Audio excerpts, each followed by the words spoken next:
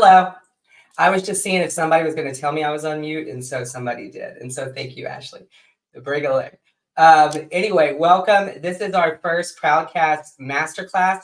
This is also the first time that we have the link streaming on LinkedIn, which we'll do for like business-related ones. However, it is not live on LinkedIn, but you can see that link and click it, and you can watch it on YouTube, Instagram, Facebook page, my personal Facebook page as well. And then Ashleigh has it on hers. And who is Ashleigh? Ashleigh is our leading expert in recruiting, who is going to answer any questions that anybody might have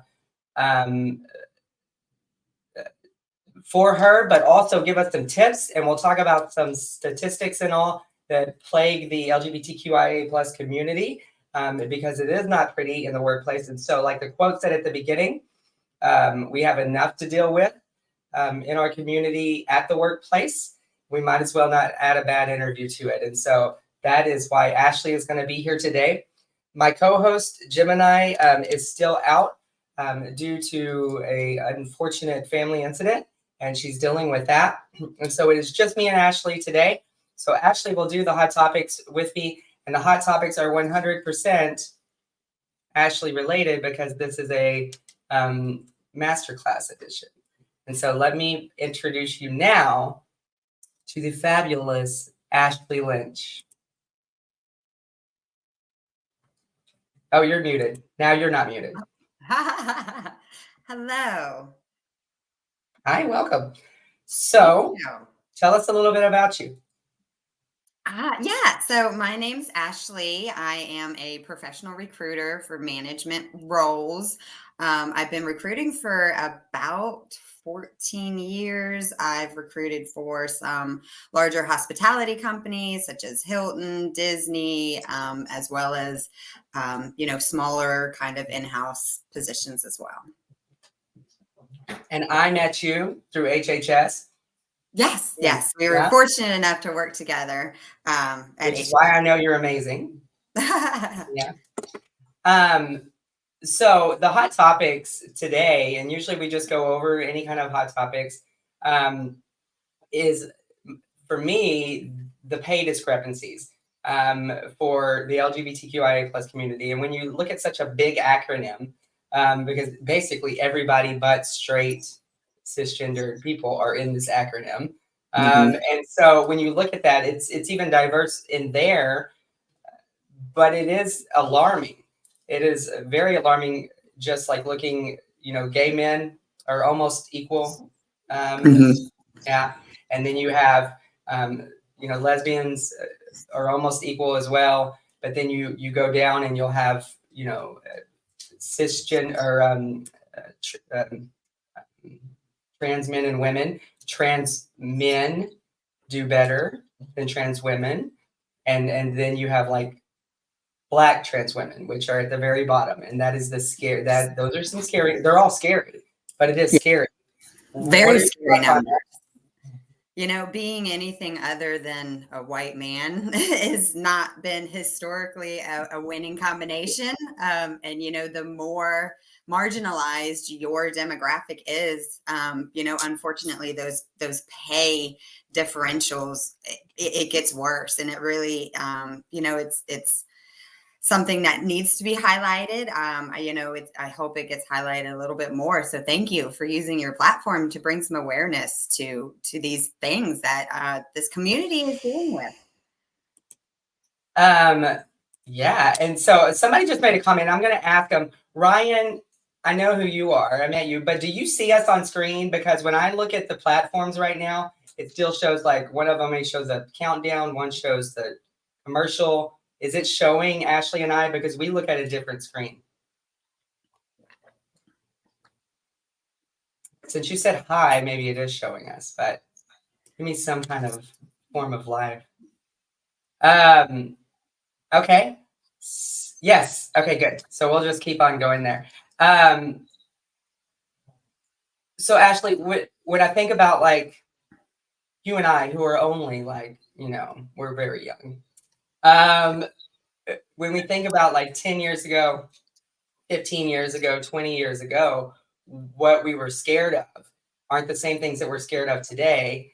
And I think that I see it more that way because of you, because we did another episode together called Surviving the Red Devil about bullying, where I thought, well, hey, this isn't getting better. And you told me, well, yeah, it is, because we're talking about it. Do you still feel that optimism? I do. Eternal optimism is one of the mental illnesses I suffer from. But just being kind of in my capacity, being able to speak to, when I get jobs coming in, I get the opportunity to get on the phone and have conversations with individuals who aren't used to having conversations about what does a diversity hire for your group mean? What is a diversity miss? What is a culture add versus a culture fit? And all of those go into biases, and everybody has a bias. Actually, Harvard did they have a test that you can take, and it's very quick, and it helps you identify your own preconceived illicit biases, because we all have them. And there's even software to help recruiters take biases out of the recruiting cycle. But there's bias written into the programs because everybody has a bias. So you kind of feel like you're running around in a circle sometimes to make sure that we are setting our candidates up for success and making sure that we are getting qualified individuals, whether they're part of any marginalized community, specifically LGBTQIA community, members that identify with this community deserve to be put in front of hiring roles, in front of these hiring leaders. And, part of this is how to use your recruiter. What is the difference in a conversation with the hiring leader and a recruiter? What is the difference? So a recruiter is part of the company, but they are not specifically related to that role, meaning I won't be in your chain of command. You're not going to be working with me every day. I am your ally, and I am also the company's ally. So it's my responsibility to, number one, when I speak to you and we're interviewing, I need to make sure that you're qualified for this role. On paper, because I don't want anybody to walk into a role that they're going to immediately be overwhelmed, overstimulated, and just not prepared for, even if it's where you want your career to progress to. If you get in a role that you're not ready for too quickly, it can just lead to burnout, frustration, and so many different negative things that it might detour your entire career. You may never try that again, or you may have a reputation that you won't get that again. Yes, absolutely. And you're just like, oh, I'm so burnt out. I'm taking that, a lot of this, call it that midlife crisis, but that mid-career left-hand turn where you're just like, I am done with this industry. And it makes sense. And a lot of people just want to do something new. But going back to that, like, what does your recruiter do? So your recruiter is an advocate for you as a candidate. Once we've had that conversation and I tell you that I'm moving you on, that means you've got me. So if you've got any questions, about benefits, about payroll, holidays, so very much underneath that HR umbrella. But I also have a very intimate peek behind the veil of those operations that are going on. I have an idea of how it's supposed to flow. I know, policies and the culture that the company is behind. So when you have a conversation as a candidate with that hiring leader, and that conversation doesn't align with what I've already told you, that's going to be your first red flag that this might not be the manager for you. Oh, wow. Because that hiring manager is going to be a lot more narrow scoped. Whereas your recruiter, the majority, 30 of my 40-hour week is on the phone with candidates. That is my job, is to recruit and to interview. Interviewing and recruiting is an aspect of most executives and management's job. So they're not into that. If you ask It's just a one hiring piece. leader, right, if ask them about what their preconceived biases are, they might not be able to answer that question because they don't know. But that leads me to a question for you, because Yes. I don't talk a lot about my professional stuff here, but I was a vice president working with you, and so I do see a different side of it. And so I do have questions though, because I've never worked in recruiting. Are there quotas? Are there things like that? And I'm sure maybe the answer is yes for some, no for others. But when you think of like police departments, you think, okay, they pull me over at the end of the month because they have to meet a quota. And so Yeah. you kind of lose respect for that ticket process, right? Mhm. I've always kind of equated the same to recruiting until I met, you and Buddy, which shout out Buddy, retired recruiter. If you're watching, Buddy, love you. So yeah, what is that? Yeah, so the answer is yes. We are held to our own metrics, and some of those metrics are: how long is it taking us to fill this role?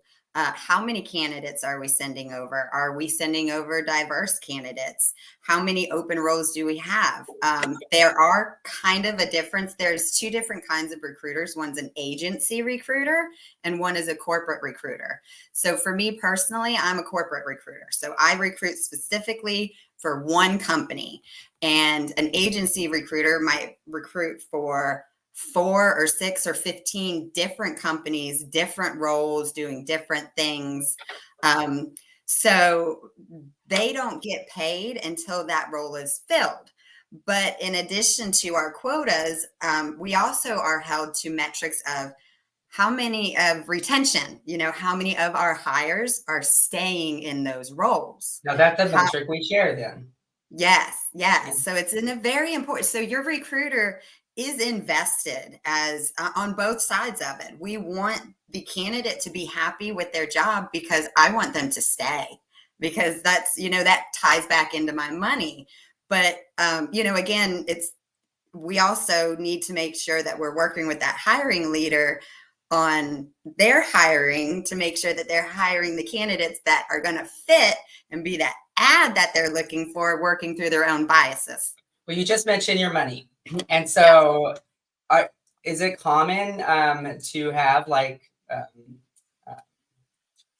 like a system to where you make more, you make commission in that industry, in recruiting? We don't make commission. Okay, The good. commission, we like for agency recruiters, they will get a certain percentage of the salary for the role that they're recruiting for. So the Okay. the higher roles you recruit for, the higher your commission is. And a lot of these recruiters get into these companies and can recruit for these larger companies for 10, 15, 20 years. And, they have their contracts and all those stuff as well. Because certain times, a lot of times recruiters and hiring managers are misaligned on what it means to be qualified for a role. And that goes back to exactly why we're here, Yeah. talking through some of these things. Because as any kind of tenured recruiter is going to be able to walk a candidate where they need to go in order to be successful in an interview. Your hiring leaders probably are not devoting that amount of time to making sure this candidate interviews well, and they shouldn't. It's not their job. It's my job to make sure a candidate is set up for success and is going to succeed when they get in front of that hiring leader. Very cool. To anyone that is new watching, because this is going through so many platforms, we have no idea until afterwards how many people are watching really, even though I think that there's a ticker up there that is talking about the different platforms. But also that means that I can't see all the questions. And so please type your questions in on our Proudcast Media YouTube, or my Facebook, which is very public. You can do that one, or the Proudcast Facebook tonight. Don't type it into Instagram or any other one, or LinkedIn, because we won't see those here until afterwards. And then we won't have answered your questions. Or you guys can connect with me directly on LinkedIn. I'm happy to share if you've got one-off, circumstances or have a specific question. I'm happy to navigate those Yeah. So I think, we have a grasp of the job overall and kind of the metrics and everything. But we're here because it's called Proudcast, and we want to kind of focus on the LGBTQIA plus community. And the reasoning is we know that there are discrepancies, like we said earlier. Yes. When you look at the workplace, discrimination is a big deal in the community, inside workplaces, and it never actually looks like discrimination. It never says, "Hey, guess what? I'm here to discriminate." It does it in many other ways, and like it incrementally gets you right. And so that could start.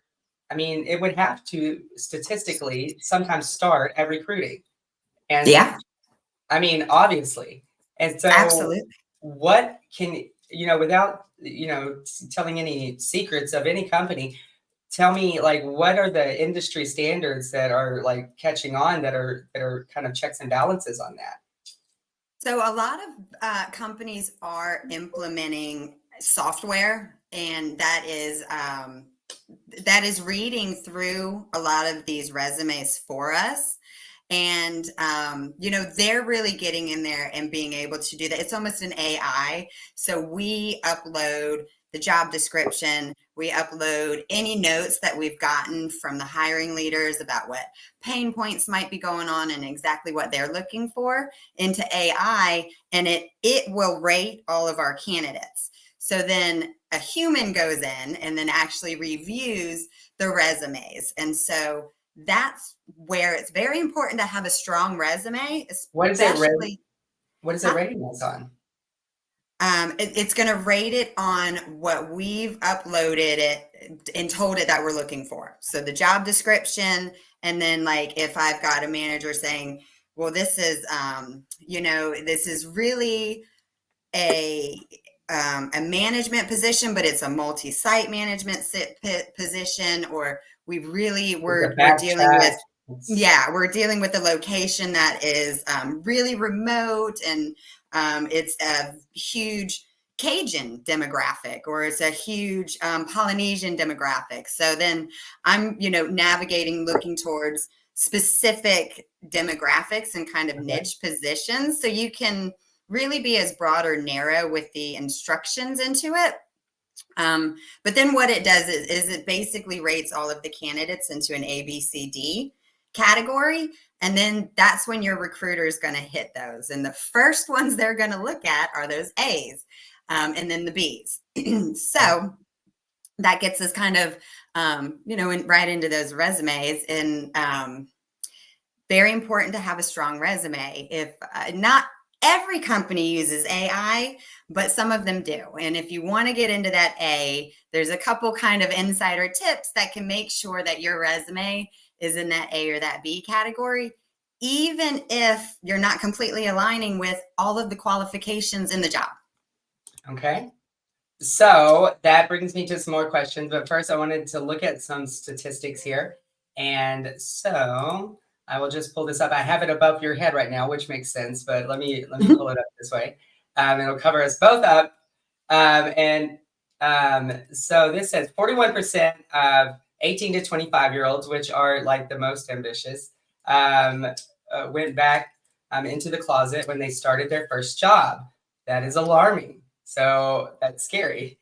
3/4 of people who identify as LGBT plus, I forgot the QIA, have hidden their sexual orientation, gender identity at least once at work. More than half were not out because they fear discrimination. And then 1 in 5 say that being open about their sexual orientation, gender identity is the hardest thing they've ever had to do. Now, we know that more Americans identify within the big acronym, is what I call it, than ever before. And so, when we were always growing up, we were told it's this percent of the population. Well, it is bigger now. Yeah. And it's by far because of bisexuals, or at least that's what they identify with. A lot of people do that in the beginning, or that's what they'll publicly identify with. But that is scary.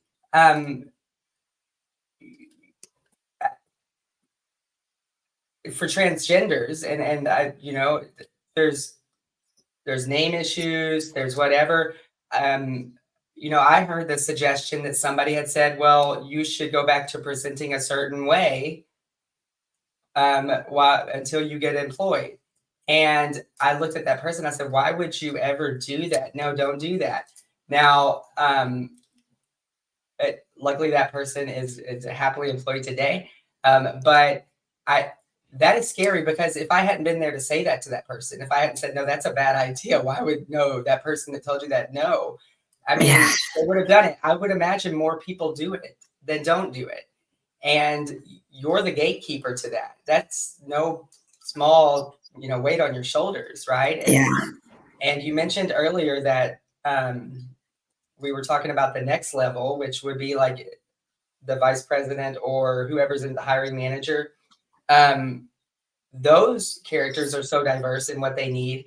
How do you manage those relationships? I know how you personally do it, but what is the industry standard on it, and what works, what doesn't work? And So I think my very first default, what I want to get out and to everybody, is that you are qualified and worthy of a good job.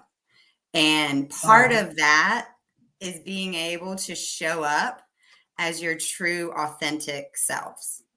So my advice, if you feel like your sexuality is something that you want to address, do it, and you can really gauge whether or not you want to be a part of that company and that culture by the reactions that you're going to get. Now, I don't recommend going for, the shock value. Don't, maybe don't show up and just, if you're trans, don't show up in, fur coats and just very bright. Unless that's how you normally do. Unless that's how you normally dress. Don't do it for the shock. And I'm glad you said that, because I literally get irritated when I know that's not you. I know this is not how you act, but you're doing this here for that. This is how I act. This is who I am. You get this every single day. So if that's a shock to you, you're just gonna have to deal with it. But if I were to, just to shock you, come out here with a buzz cut and spiky hair, that would not be appropriate. Right. Because you're not being your true, authentic self. And in the words of the great Brene Brown, the opposite of fitting in is being yourself. It's not so. We don't want to fit in. You don't ever want to change yourself to fit in. So boring. Anywhere. It's so boring, because then you get a group of people who are all exactly the same, and then just that's no fun. And it's no corporate America. Yeah, right. You get corporate America, and then you get the situation we're in now, which is just, business structures that are no longer relevant. Right. In the current, but just some of the ways to overcome those biases are just, I really think, is prepare yourself. Even though it's illegal, you may still get asked some biased questions during the interviews. Think about those. Be prepared to answer questions about your marital status or family plans in a professional way, but also be prepared to deflect. We can reroute a conversation really easily with a few focusing things. And you could say, you know what, I'm so glad you asked that question, because I was just having a conversation the other day, and I really feel like my communication skills would be such a benefit. And let me tell you why. So I've already skirted that question that you've asked me and got into a way that I'm going to benefit the company. It almost sounds, ma'am, like you were a really good politician there, because if you want some lessons in how to deflect that, you can either look at corporate leaders, because they do that a lot. They are politicians. Let's not play. And that I love politics. One reason I enjoyed it, but that is very true. So would you say, and it's not wrong to say, no, this is a boundary, you can't ask me that, but is it better to do what you just said? Or, I mean, which one? Because you run the risk anytime of offending a recruiter, and what offends you today might not offend you tomorrow. We never know what's going on in somebody's day. What happens when we offend a recruiter? So it's really tough to offend a recruiter. We are masters at no, at taking. We have to give out no every day. We have to take no every day. So no isn't necessarily a bad word when it comes No? to us. And part of your recruiter's job is to push. I push back on my candidates. I push on my hiring leaders, especially, most of that push comes when we get to that compensation, conversation. And I push my recruiters if they're like, well, I'm really comfortable at this dollar amount or this dollar amount. And that's when I have to say, well, when we first talked, you were looking at a better work-life balance. This is taking you out of those 17-hour days. It's about 40 miles closer to your house round trip. So how much do those mean to you? Like, is that equivalent to like that $3,000 to $4,000 that we're talking about here? And it's the same for those hiring leaders. If they're like, well, they don't fit 2 or 3 of these skills that I'm looking for. Okay, well, what are those skills worth to you? Is this a position that you don't have the capacity to train for?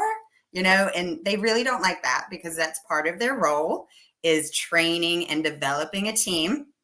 So but we all know that corporations like to put a lot on our plate, management and that trickle down effect.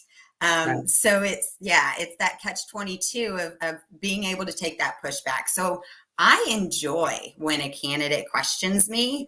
And that is actually, you've just highlighted, I think, another tip on my interview. Yeah. Is go to the website. And, a lot of companies, forward-thinking companies, will also have on their website if they have any employee resource groups, Yep. if they have any diversity and inclusion groups, any diversity and inclusion initiatives. And that is something that you can ask your recruiter, and that's not offensive. And I would just say, what are some of the values that, on your website? It shows that some of your values are supporting team member development and supporting these things. What kind of educational or employment opportunities do you offer? So I've got some follow-up to the last point and now this one. So I'm going to jump in for a second. Yeah. I think that to the last point, like I know you, and so that relationship between the executive and the head recruiter was important, and it makes you successful. So just open and honest, like, hey, this might not fit here, but this would fit over here. And that flexibility always worked. And I always tell this story of actually Buddy. And you've heard this a million times, because there was a candidate one time that turned me down for a director role. And the candidate, Buddy, said, why, Alyson? Don't accept that. You go tell them, because they had a passion for being a chef. And don't accept that, because tell them, hey, you still get to do this. You get to control that, and you still get to do these aspects, and it'll be even better. And because he told me not to give up on it, we're busy. We're like, okay, well, you said no, move on. I said, okay, cool. And so I went back and I convinced that person to work for me. And after that, I saw every single role that I hired somebody as like, I have to interview with them, as in they're interviewing me too. Absolutely. Yeah. And so that found me a lot of success there. And with that, and that person actually took the job, got a promotion. I think is getting another promotion now, all within like a year and a half, 2 years. But I found that strategy so useful. I went to one site in Wyoming, and I just said, hey, you don't trust me? You don't know me? Ask me, what do you want to do? And that person like is probably one of my favorite working relationships ever now, because she interviewed me. Do you ever feel like you are also being interviewed? 100%. And I feel like the interview starts at hello. When whether we're on a video chat, which always has that extra layer of ick to it, your recruiter knows that. Again, I got news for you, whether it's on video or phone, we're nervous too. Even though we may Why are you have phone nervous? calls 7, 8, 10 times a day, we're nervous. We don't know the candidate that we're going to get. Is it somebody? So when I say the interview starts at hello, when I say, Hi, Alyson. It's Ashleigh. I'm calling because I have this time scheduled for us to talk about this. Everybody makes fun of us because we always ask, is now still a good time? But we ask that because a lot of times I've been hit with, actually, I just got in a fender bender. The cops here. Can I reschedule? Absolutely. Or, you know what? My daughter got sick. We're in the doctor's office. Can I reschedule?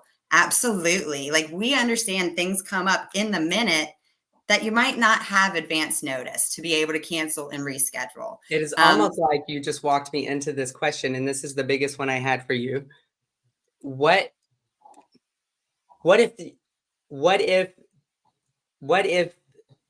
way that they are acting in an interview, what if their irritation, if they're short, we always say we never know what's going on in somebody's day, but what if they're that way not because of one fender bender, because of 20 fender benders, because they've been through 30 interviews, because they've been discriminated on, because they've been let go, because they've been treated so unfair, which, you notice that you can go from being I'm going to say it, a happy gay person to a bitter and a sassy gay person. And one is great, one is funny. Like, they're both like, and that is just progression. But you get there, I'm noticing as I get older, for a reason. Right. So how do you notice that? And do you give any, is there any leeway given to that? Or is it just a no, you should have known better? So I guess it's a little twofold because it helps me. Part of our strategy is overcoming adversity. If I'm having a horrible day, that doesn't mean the world stops. It means the world can maybe have an empathetic ear to what I'm going through and bend and ebb with me, or it could not. I could have said, hey, my kids are homesick. I can't reschedule this interview. And the hiring or the recruiter's like, this is our last day interviewing. Like, everybody's got to be sent over. I don't mind if your child's screaming in the background, if you can get through it. Like, that's your opportunity to say absolutely. And if you can stay focused and engaged in a interview with chaos ensuing, you can run a kitchen, you can get around a kitchen, any kind of operate like overcoming adversity is expert level, in my opinion, because you were dealt with some strife and strategic thinking of, I'm in really bad cell service. This is what's, we'll work with you. Reschedule, really, really try to not reschedule an interview more than once. Very nice. What do you think about like a million interviews? And I know because people can tell you we're doing this right now. They can get stuff from this and know what to say to get past the first round, right? If somebody is not as engaged as you. And so I understand why there are so many interviews, right? Yes. Because we want to make sure that we get it. But at what point is it too much? Are there people that notice that? Are there metrics out there? And is there any data? Corporate has all this data. Is there any data to say that, like, if you string it out this long, that person's going to go either hungry, they're going to go find something else. At a certain level, they could go get a job at McDonald's today and make money, right? Yeah. So absolutely. My biggest thing for the hiring leaders is just to remind them, hey, if they're applying here, they're applying and interviewing somewhere else as well. So you're not only competing for them, you're competing with other companies. You're competing with your competition for this candidate. So those are a lot of things that we do need to keep in mind. And I do want to just encourage everybody, even though it's interviewing is very nerve-wracking and it's scary. You are in the driver's seat and you are interviewing, like you said, the recruiter, as much as that recruiter is interviewing you. One of my big tips is before your interview, go to the website and just, we hit it before. You can look and see how they align with your values, but also see if they post any other things that you can just ask a question about. Hey, like, I read this on your website. Can you tell me more about that program? Or where do you check up on to see if that is accurate? Just like an applicant can lie, an applicant can face forward, so can a company. You go to look at some of these websites, they all look the same, right? They all talk about DEI. Yeah. And so how do we as the consumer here, basically, we're applying, whatever. How do we know that is real? So where's the check and balance? And what Yeah, absolutely. I have had candidates say, when was the last time your business took an employee feedback survey and put it into a direct incentive? hopefully you hired that person. That was great. Yeah, absolutely. Of your bonus eligible positions, how many bonuses got paid out? What ratio of bonus eligible to bonus payments did it happen? What Because are the they're wanting to metrics? know. Yeah, and we can say you're bonus eligible, but are we putting in realistic, markers in there to get your bonus? Are you having to fight for your bonus? Those types of things. So yeah, and it is. Recruiters, we are very loyal to our company. However, we also move companies a lot. Like I said, I've worked for Hilton, I've worked for Disney, worked with HHS. So, and all of those businesses are different. So we have a network. I have a network of managers that I've worked with. I have a network of employees that I work with. So I've never thought about that. I've thought about like the VP or a director or even like a general manager in a town. Well, oh my gosh, they can bring me, if they're coming over to the Burger King, they can bring me everybody from that Burger King to work at this McDonald's. yeah. But I've never thought of the recruiter having that network.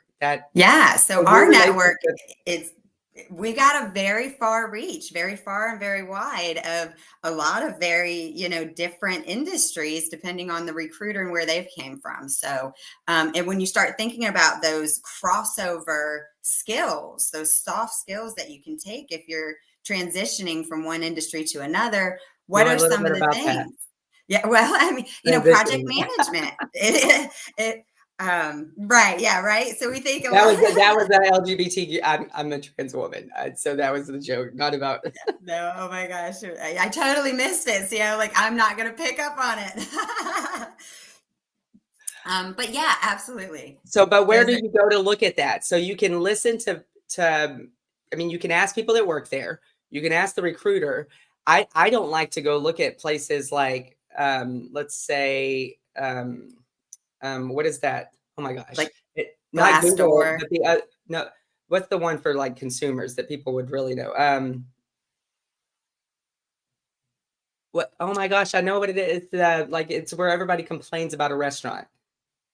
Like Yelp.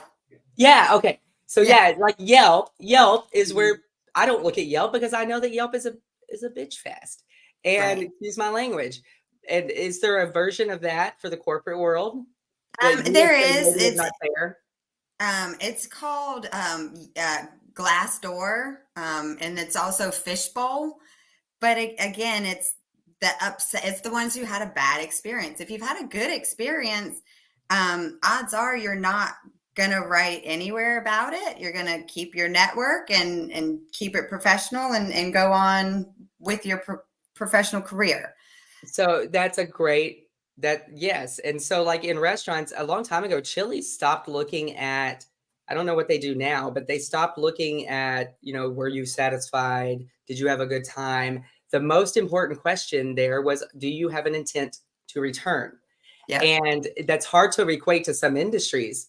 But maybe it's not. Would you work here again? And is that question asked?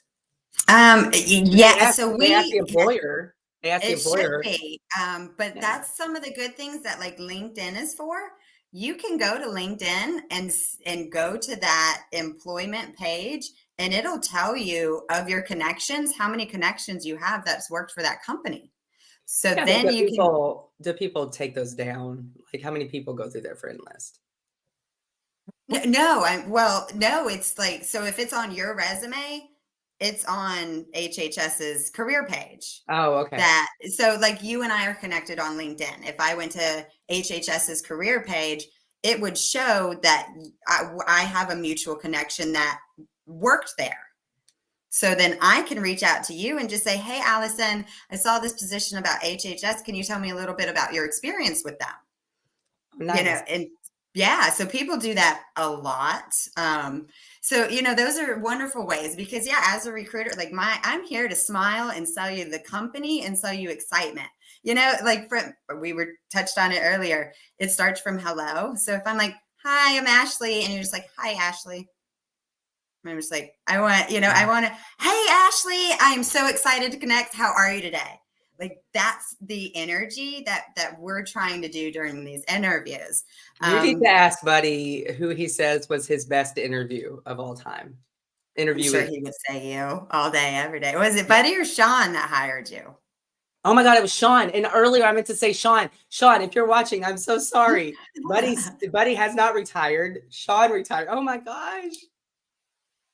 Is that right? They're related, so it's fine. I mean, they're the same person after a while. You morph Pretty together. much, yeah. So speaking specifically to the Pride community,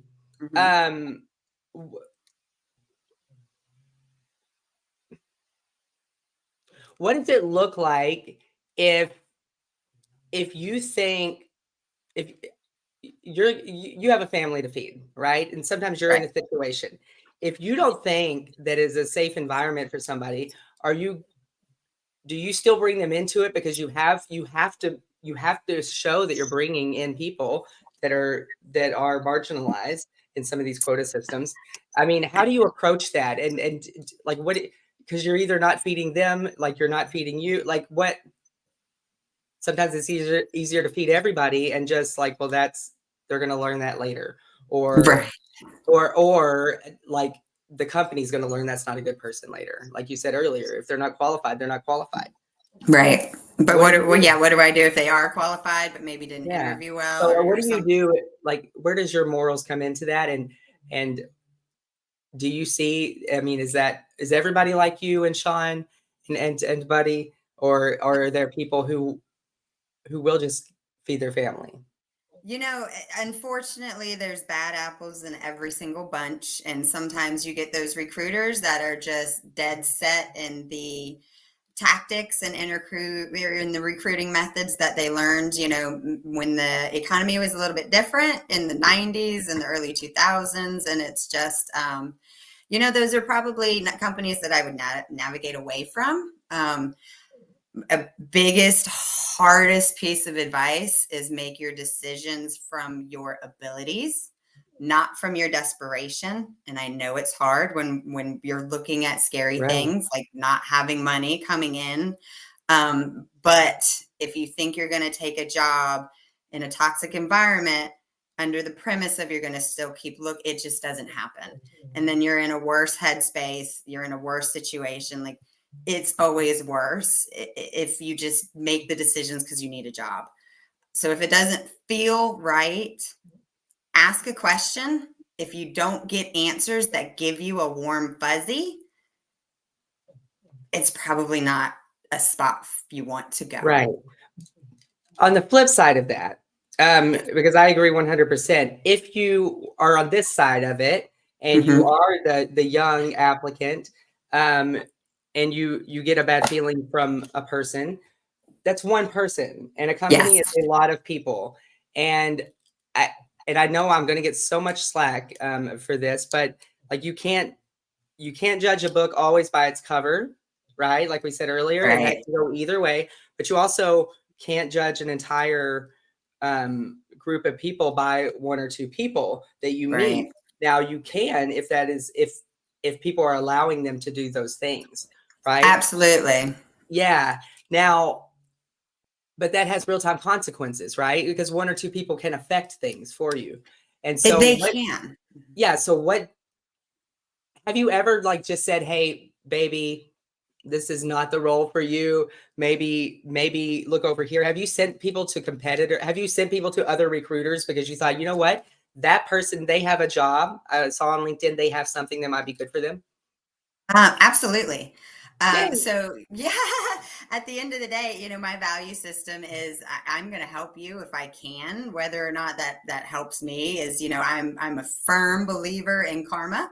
So I know whatever I put out is going to put back. And yeah, I mean, it's uncomfortable and it puts me in a space that I don't love to be in. So when I start having a conversation, find out the candidate just really isn't ready for that role, then I will very politely take a left-hand turn and start asking very difficult, overwhelming questions And when they don't have a response, I'll just go, okay, well, thank you. It's sometimes these comes with experiences, and Right.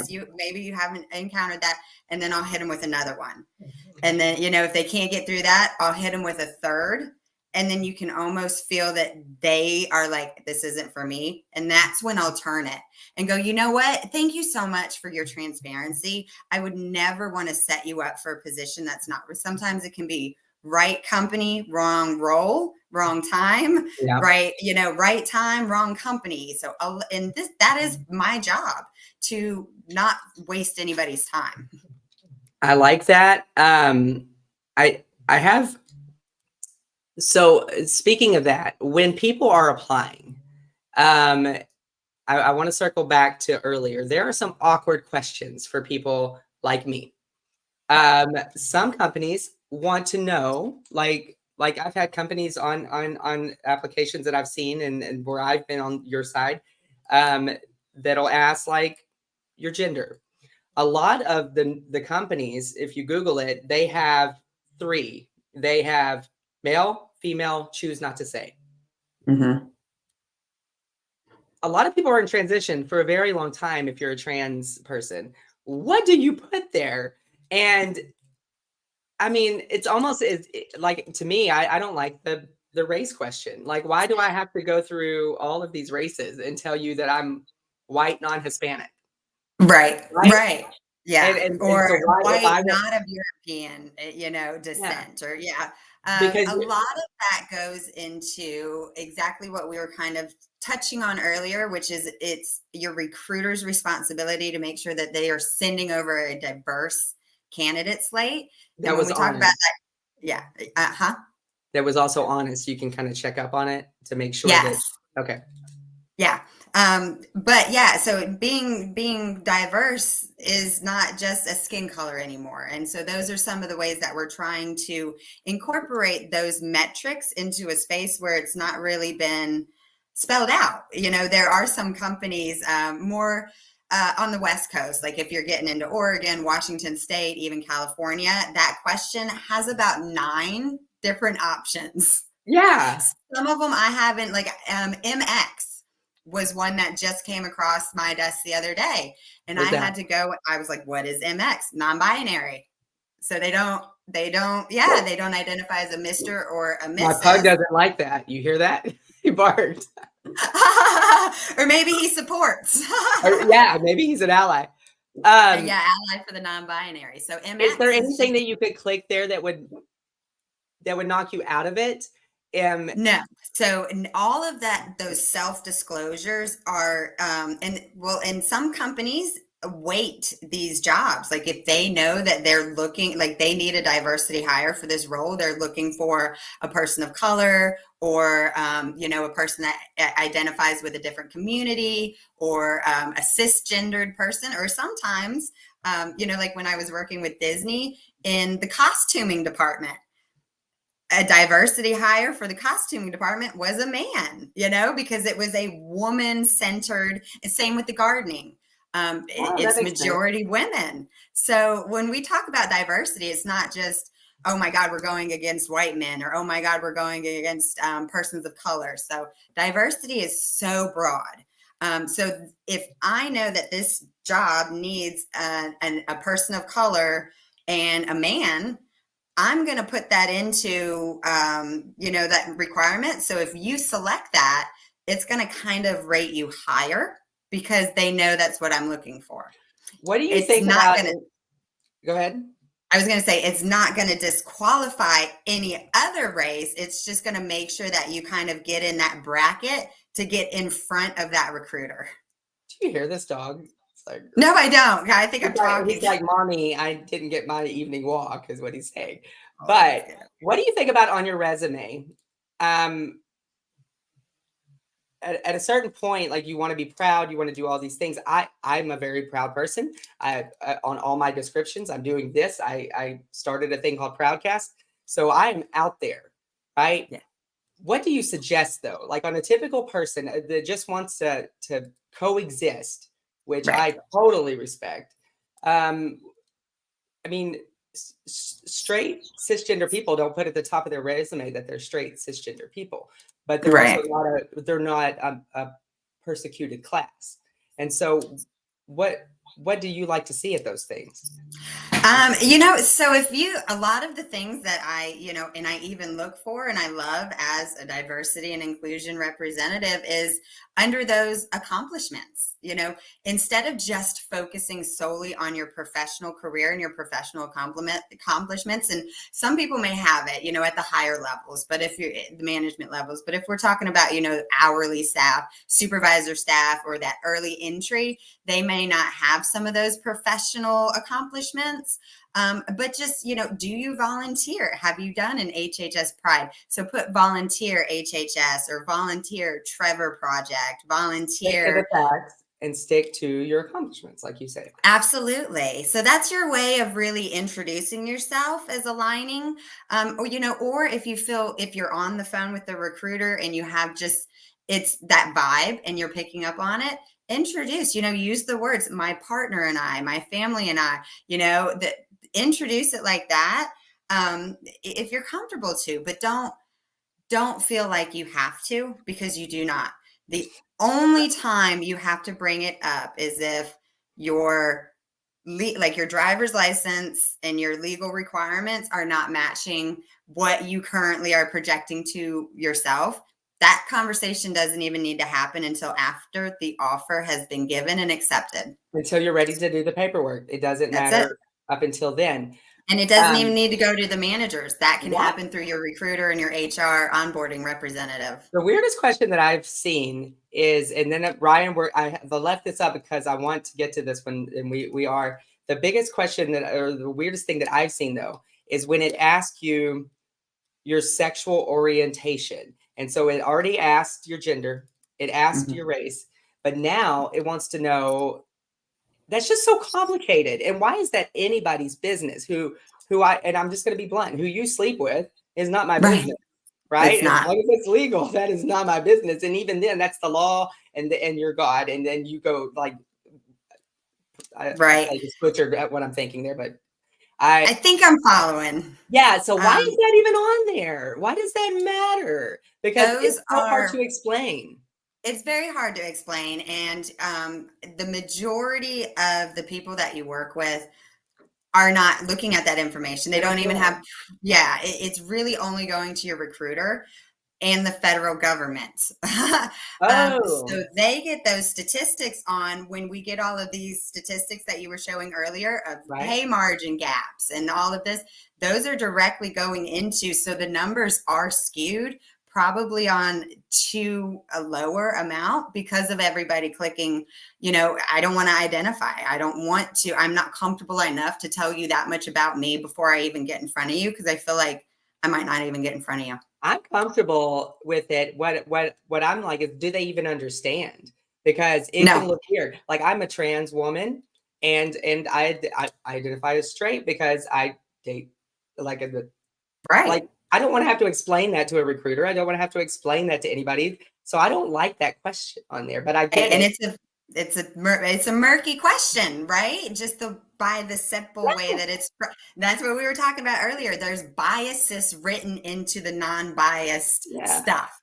So you need that human contact. You need that interaction. Be your authentic self. Honestly, when I got on my first couple of conference with you, Alyson, I had no idea that you were trans. I didn't know. You don't, so if I interviewed you didn't look at my Facebook. I thought you said to do your research. You said to do your research. Learning. Yeah, I had not done my research yet. But it's just some of those things, like nobody, if it's something that you want to make known because that's what you're comfortable with, and you want to make sure that everybody knows, so that if those red flags are going to fly, they should fly sooner rather than later. But again, don't go for that shock value, because that's a different issue and it's got nothing to do with how you identify. Men, women, people go for the shock value all the time. I don't need to go for a shock value.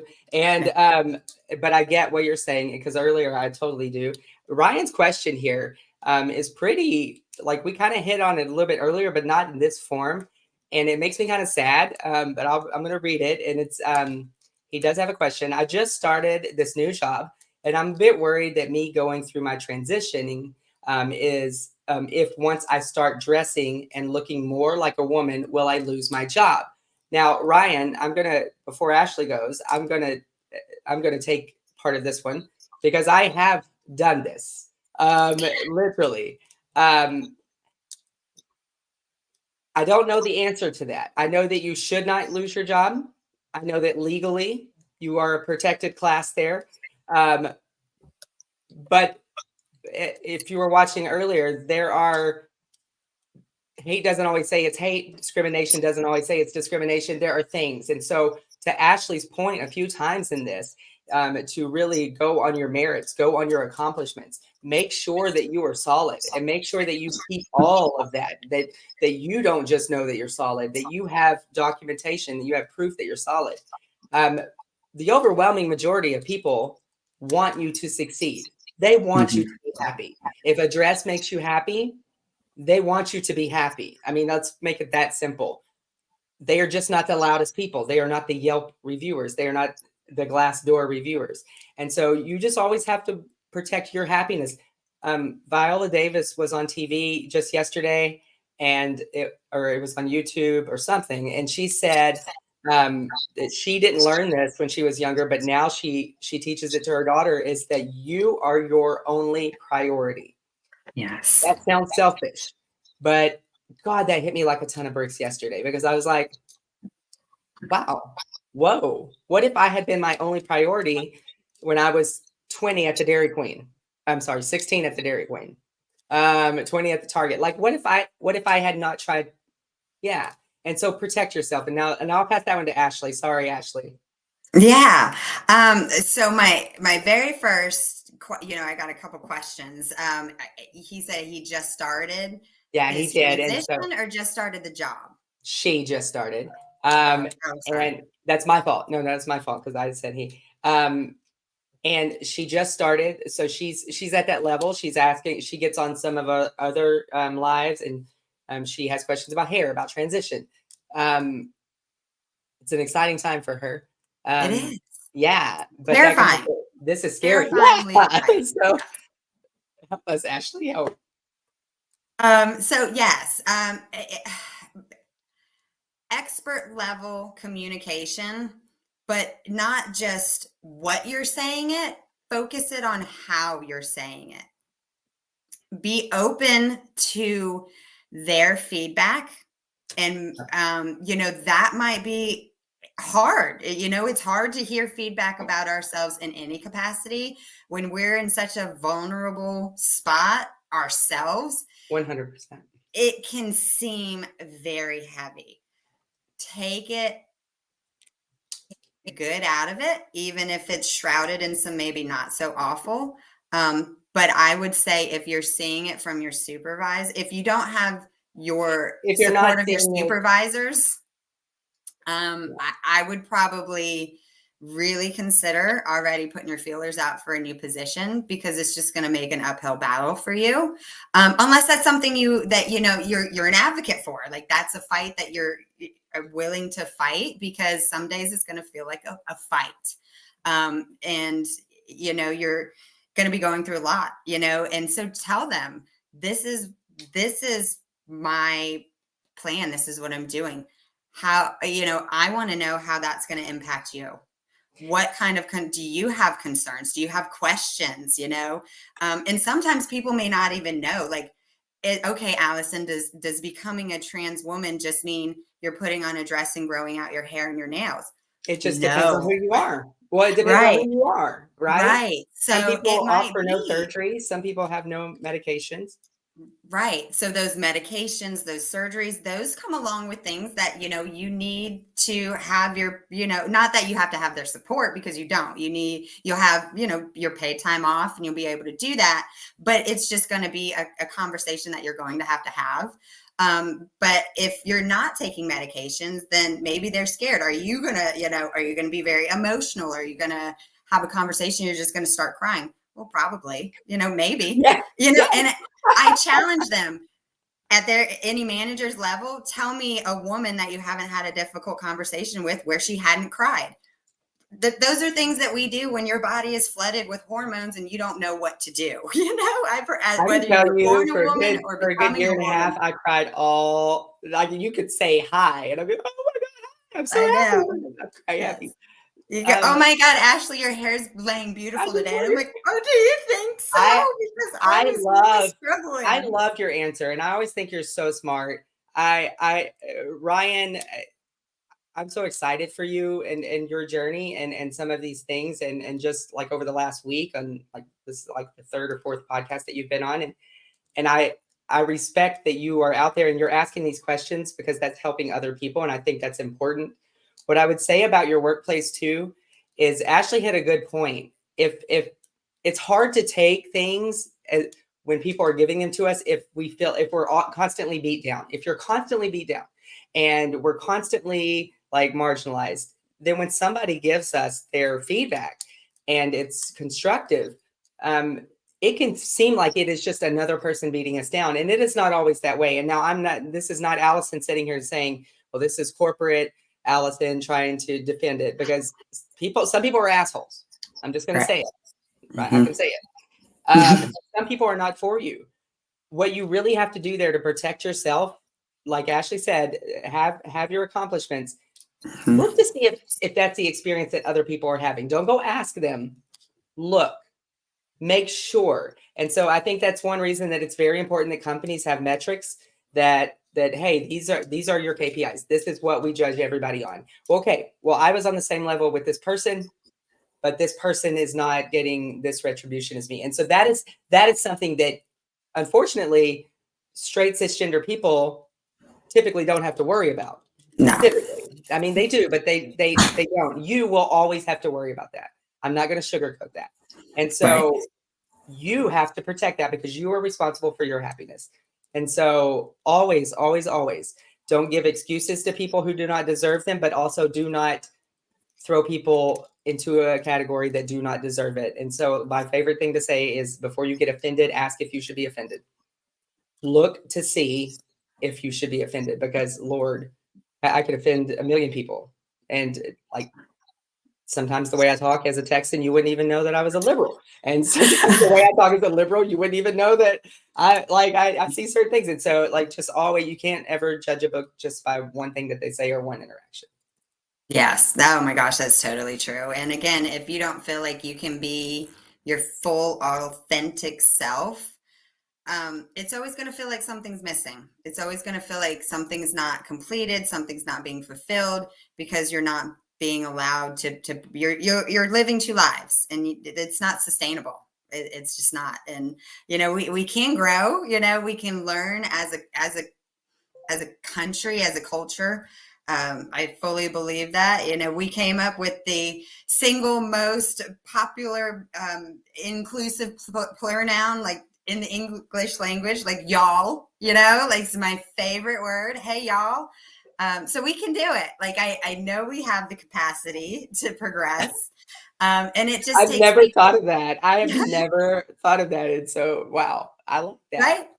So, we can do it and I'm here for it. And, I think it's the conversations, just coming to the conversation, as an ally or as a manager or as an employee, just being willing to go into that uncomfortable space and seeing if they're willing to meet you in it. Because if they're coming into that to meet you in there, then they're willing to learn and have a conversation. So try to be willing to teach and, educate them. And this is what my transition is going to look like for me. Here's how I feel like it's going to look for you. How do you feel? What are your thoughts? Right. And if you are the employer, give some dang leeway. Like you can't, if they give you this master plan, who doesn't change their, like things change. They don't know how they're going to be affected by those pills. They don't know, like, my gosh, the only time I've ever been insecure in my life probably actually was like the first year of transition because it just affects you so differently. And like, how would I have known that? How would you know that? And so give some leeway to those things. But it is important to know who works for you and it's important to know who you work for because business is not personal. It is personal. You need Mm-hmm. to know because people have stuff going on in their lives. I hate that whole drop your things at the door.